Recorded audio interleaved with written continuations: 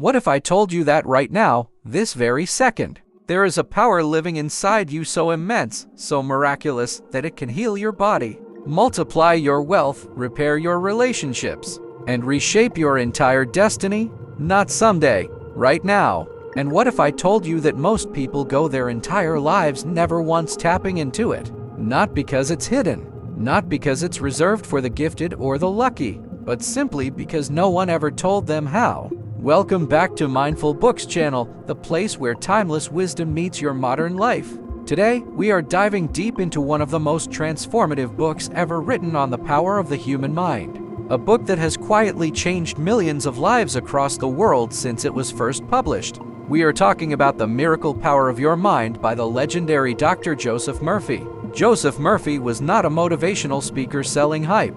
He was a philosopher, a doctor of divinity, and a man who spent over 50 years studying the deepest workings of the human subconscious mind. And what he discovered, and what he laid out in this masterpiece, will challenge everything you think you know about how life actually works. So, whether you are struggling right now, whether you feel stuck, whether you have tried everything and nothing seems to work, I want you to stay with me. Because by the end of this video, you are going to walk away with something genuinely powerful. And to truly bridge the gap between watching a video and mastering these results, you need the full blueprint in hands. I've linked the original book below so you can claim the exact techniques and hidden insights that didn't make it into this summary. Let's begin. Before we dive into the teachings themselves, let me give you a map of this journey so you know exactly what you are going to get from the next 30 minutes. We are going to explore 6 core pillars from Joseph Murphy's work in this book. 1. The two minds inside you. Understanding the conscious and subconscious mind and why most people have the relationship between them completely backwards.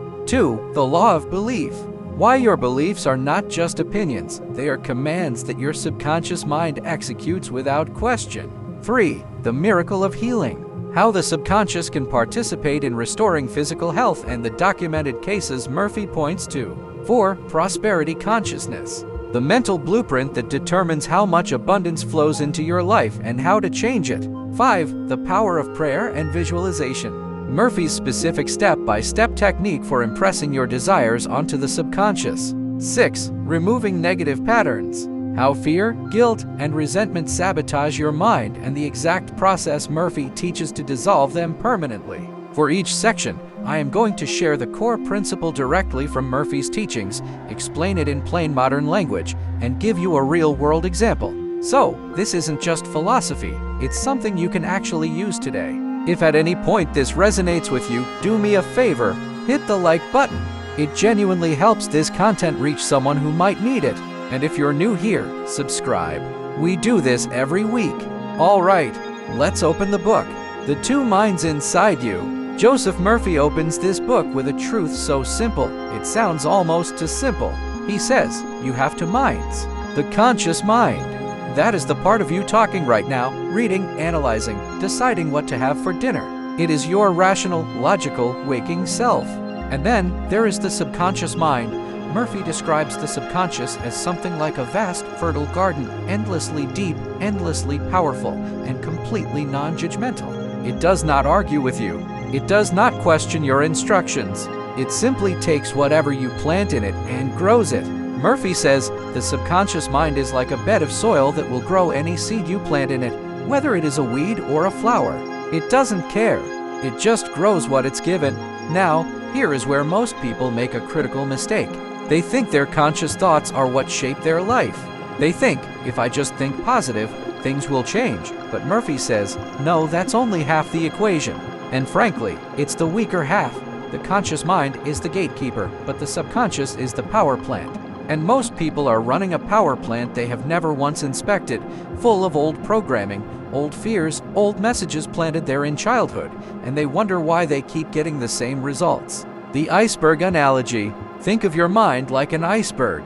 The tip above water, that is your conscious mind, visible, manageable, controllable. But 90% of that iceberg, the enormous mass below the surface, that is your subconscious. And it is that invisible 90% that is steering the ship of your life. Sarah's story. Sarah wanted to build a successful business. She read every book, took every course, made every plan. And every single time she got close to success, something would go wrong. She'd self-sabotage. She'd unconsciously push clients away. She couldn't understand it. When she began to examine her subconscious beliefs, the messages she had absorbed as a child, like money is the root of all evil and rich people are greedy, she realized her subconscious had been faithfully executing those beliefs. It was protecting her from becoming what she had been taught to distrust. The moment she began working with her subconscious, using the techniques Murphy teaches, everything shifted.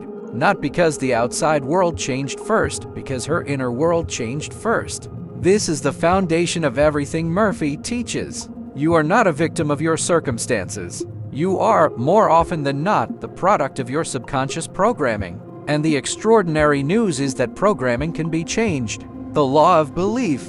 One of the most radical ideas in Joseph Murphy's entire body of work is this: it is not the thing you pray for that determines the result. It is what you believe while you pray. He calls this the law of belief. Murphy writes that belief is not just a mental attitude. It is a force. It is an instruction. When you believe something truly, deeply at the subconscious level, your entire nervous system, your behavior, your perception of the world, and according to Murphy, even the circumstances that show up in your life all organize themselves around that belief as if it were already true. Mr. Joseph says, whatever you believe with feeling and conviction becomes your reality. The law of belief is the master law of your mind. Now, Murphy is very precise about something here that most people miss. He is not talking about wishful thinking. He is not talking about saying affirmations you don't really believe while a voice in the back of your head whispers, "This is ridiculous."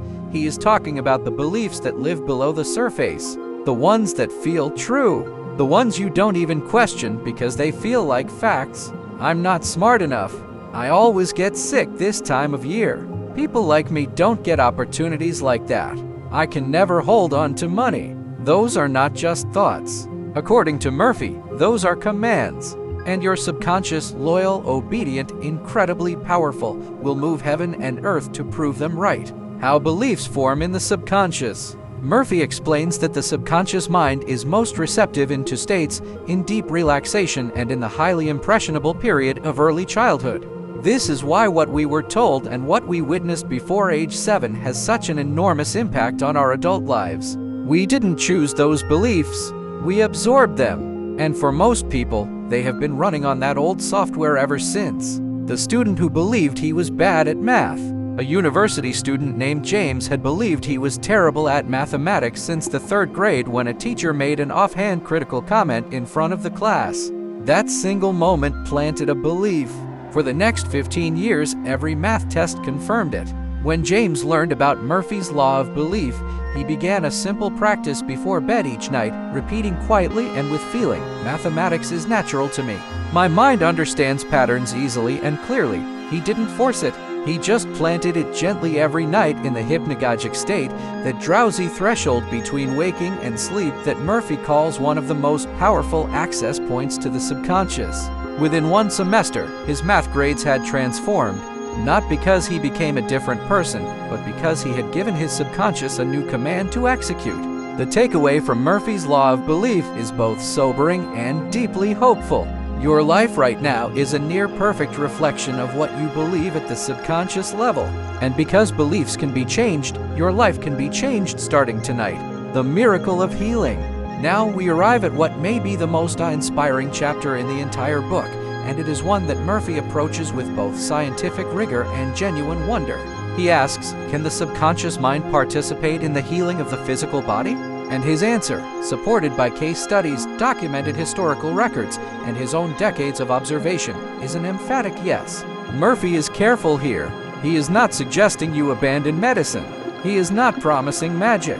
What he is saying is this: the mind and body are not separate systems. They are one integrated whole. And the subconscious mind, which governs every autonomic function of your body, every cell, every organ, has a healing intelligence built into it that most of us have never learned to consciously engage. The healing presence is within you. The life principle within you is always seeking to express itself through you as harmony, health, and peace.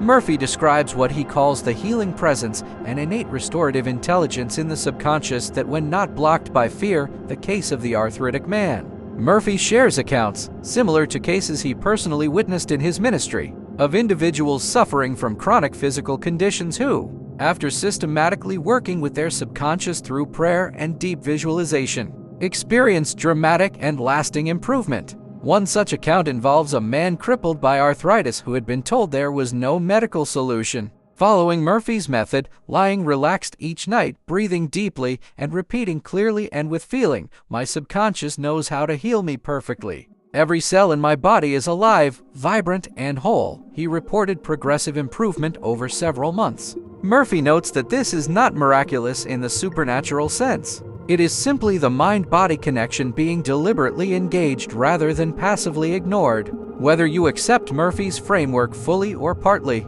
the modern science of psychoneuroimmunology, the documented effects of meditation on inflammation, the proven link between chronic stress and disease all point to the same conclusion. The mind is a profound player in the health of the body, and most of us have never been taught how to use it. Prosperity consciousness. Let's talk about money, and I mean really talk about it, the way Joseph Murphy does. Not at the surface level of budgets and income, but at the deep subconscious level where your relationship with money was actually formed.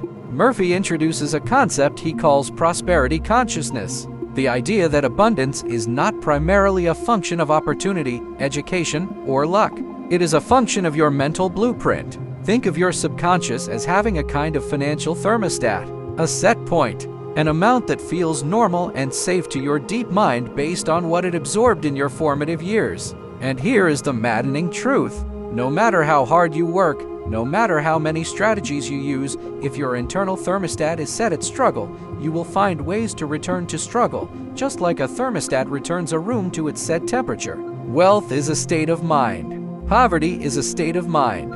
Abundance begins as a thought, then it becomes a reality. Murphy is very specific about the subconscious patterns that block prosperity. They include guilt around having more than others, a belief that money is somehow spiritually impure, a deep sense of unworthiness, and perhaps most insidiously, a fear of the responsibility that comes with wealth. Resetting the prosperity thermostat. Murphy's method for building prosperity consciousness is not about visualization boards or obsessing over dollar amounts. It is about aligning your subconscious identity with the reality of abundance. He suggests developing a sincere, felt sense of gratitude for what you already have, because gratitude is the frequency of abundance. A mind fixated on lack attracts more lack. A mind genuinely saturated with gratitude and expectation begins to perceive and attract opportunity. The power of prayer and visualization. We have reached what many consider the heart of Joseph Murphy's entire philosophy, the art of scientific prayer. Murphy does not define prayer as begging. He does not define it as reciting words to an external deity while secretly doubting the outcome. He defines prayer as a technique, a precise, repeatable, scientific method for impressing a desire onto the subconscious mind, which then works invisibly, tirelessly to manifest that desire in the world. He calls this the thankful prayer method, or sometimes the visualization technique, and it has three core elements. 1. Relaxation. You cannot impress the subconscious while your conscious mind is active, critical, and analytical. Murphy says you must first steal the surface waters. Lie down, breathe slowly, allow your body to become heavy and calm. This is the gateway. 2. Vivid, emotionally charged visualization. Once relaxed, bring to mind a clear, specific image of your desire as if it is already accomplished, not as a wish, not as a future hope, as a present fact. See it, feel it, hear it, involve all of your senses. And this is crucial, attach genuine emotion to it. Joy, gratitude, relief. The emotion is the carrier wave that drives the image deep into the subconscious. 3. Release and trust. Having planted the seed, let it go. Murphy is emphatic on this. Anxiously digging up the seed to check if it's growing is how you, the writer who wanted a publishing deal. A young writer had been submitting her manuscript for 3 years, receiving only rejection letters. She felt defeated. Then, she found Murphy's method. Every night before sleep, she would relax completely and vividly imagine holding her published book in her hands. She would feel the weight of it, smell the pages, see her name on the cover. She would feel the wave of pride and gratitude. Then, she would breathe out and let it go. Within 5 months, she received an unexpected introduction to an editor through a completely unforeseeable chain of events. 6 months later, she had a publishing contract. Was it coincidence? Murphy would say, coincidence is simply the subconscious working through pathways you couldn't have consciously mapped. Your job was to plant clearly. The subconscious found the root. Murphy's prayer technique is, at its core, a deliberate act of inner programming. It is the conscious mind communicating in the only language the subconscious truly understands. Vivid imagery, feeling, and faith. Removing negative patterns, fear, guilt, and resentment. Before we close, I want to address something that Murphy dedicates an entire section of this book to, and it is something almost every person watching this video needs to hear. You can do every visualization exercise. You can repeat every affirmation. But if you are carrying deep, unresolved fear, or chronic guilt, or unaddressed resentment toward another person, Murphy says it is like trying to drive with the handbrake on. The negative pattern will neutralize your positive efforts every single time. Fear. Murphy describes fear as faith in reverse, a deeply felt belief in a negative outcome.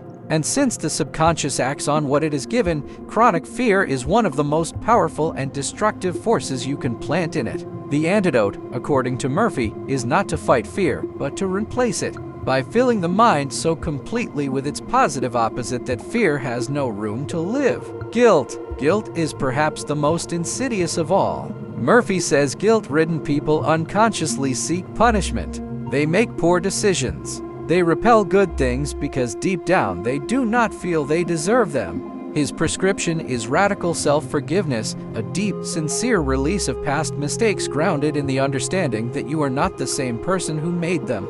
You have learned. You have grown. You are free. Resentment. The man who couldn't keep a job. Murphy describes a pattern he observed repeatedly in his counseling work. Men and women who self-destructed professionally, in relationship after relationship, in job after job, almost without exception. When he traced the pattern back, he found one of 3 things: a paralyzing fear of failure, which becomes a self-fulfilling prophecy, crippling guilt over a past mistake that the person had never forgiven themselves for, or deep resentment toward a parent, an employer, or a former partner that was poisoning their present. In each case, the transformation began not with a new strategy, but with a decision to release, to forgive, to plant something new in that freshly cleared ground. And the results, consistently, were remarkable. Murphy's formula for release is simple, deeply felt, and repeated regularly in a relaxed state. I fully and freely release name, situation. I forgive you completely. I am free, and you are free. All is well. We have traveled a long way together today, from the 2 minds within you to the law of belief, to the miracle of healing, to the prosperity consciousness that shapes your wealth, to the art of prayer and visualization, to the profound freedom that comes from releasing fear, guilt, and resentment. Joseph Murphy wrote this book not as a collection of theories. He wrote it as a manual, a practical guide, because he had seen, again and again, across thousands of people, that when a human being truly understands the relationship between their conscious and subconscious mind, and begins to work with it deliberately, their life changes. Sometimes slowly, sometimes dramatically, but always, it changes. Here is what I want to leave you with. You are not a fixed person. Your circumstances are not your destiny. The beliefs running in your subconscious right now were written by someone else, a parent, a teacher, a culture, an old heartbreak, and you have been living their story ever since. Today, you get to begin writing your own. Start tonight before you go to sleep in that quiet, drowsy place between waking and dreaming. Plant something new, something true, something worthy of who you are becoming. If this video served you, please share it with someone who needs it. Leave a comment below telling me which of these 6 principles hit you the hardest. I read every single comment, and I would love to know. There is a full playlist of Joseph Murphy audiobook breakdowns, and if you want to buy the book, link in description. Your next insight is waiting. Until next time, keep planting seeds in that magnificent mind of yours.